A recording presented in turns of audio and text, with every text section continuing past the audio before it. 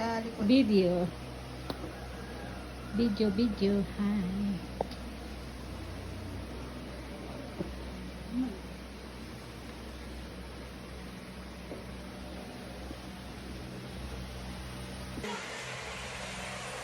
Wow!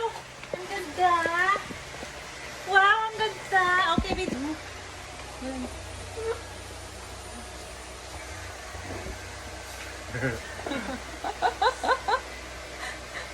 Bigat.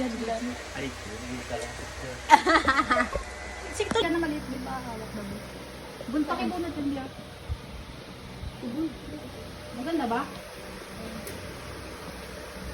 Lulu. Lihat.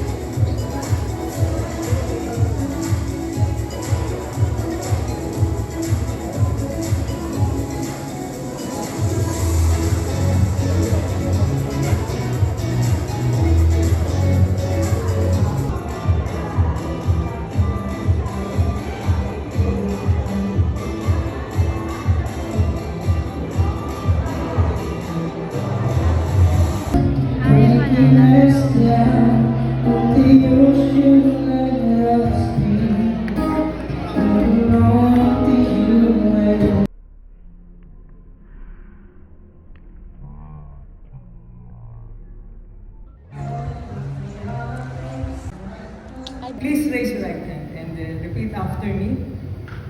Ako si ng ay taimtim na nanunumpa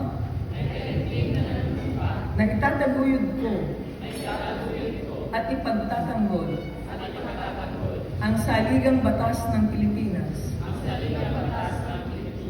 na ako ay tunay na mananalig at tatalima rito na susundin ko ang mga batas, mga utos na legal, at mga atas na ipinahayag ng mga sadyang itinakdang may kapangyarihan ng Republika ng Pilipinas at kusa akong babalikatin ang pananagutang ito nang walang anumang pasubali o hangaring umiwas. Taimtim pa rin akong manunumpa na sa lahat ng panahon at pook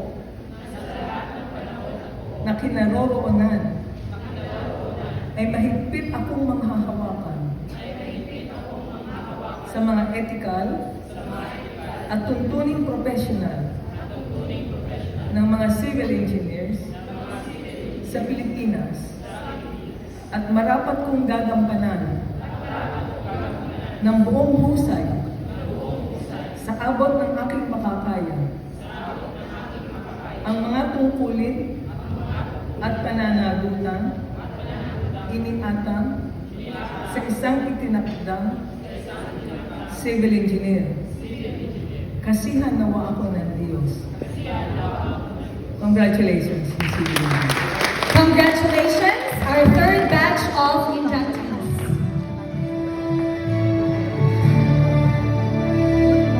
Fourth batch, kindly get ready.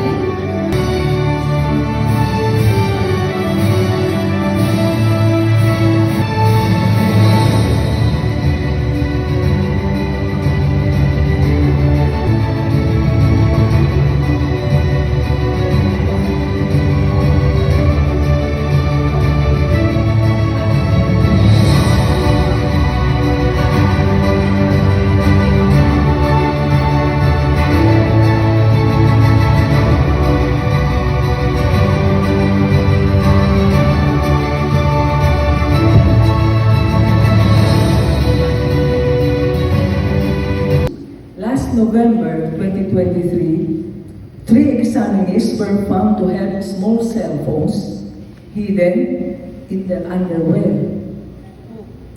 A wire connects the cell phone to a small controlling handheld device. There were only 3 apprehended, but that was enough for the PNP ACT group to add in the way of examining calculators. Then this last April 2024 licensure examination, ano naman ang nangyari? A previously banned calculator was allowed for use because it now has a transparent back casing.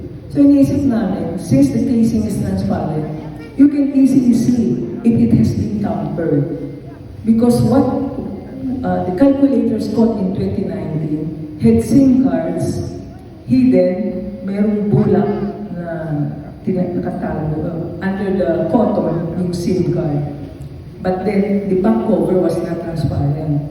So this time, we thought, since transparent ang back cover, baka pwede na siya ulit ipagamit. Yung parang popular sa mga students. Unfortunately, even with the transparent back casing, nakukuha pa rin i-tamper yung calculator. And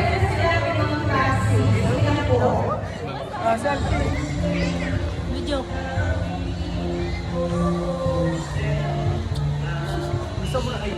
Ihid. Ano yun? Grabe yung kanilang opinion, yung buffet nila. Mas marami yung kanin kaysa sa ulam. Yung ulam, 2 pirasong maliliit na manok. Tapos, Diyos ko, ulam. Nandun na sa mga malalakas kumain ka tulad itong kasama ko. Medyo. Hindi si Mama marunong basta pang babae. Hindi marunong.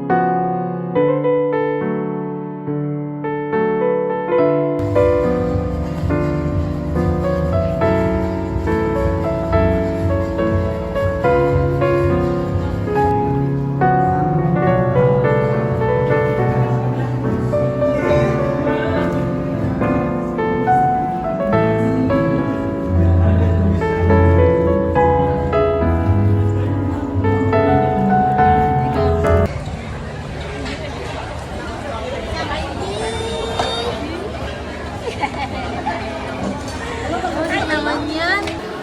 Hindi sa'yo, gawa-gawa.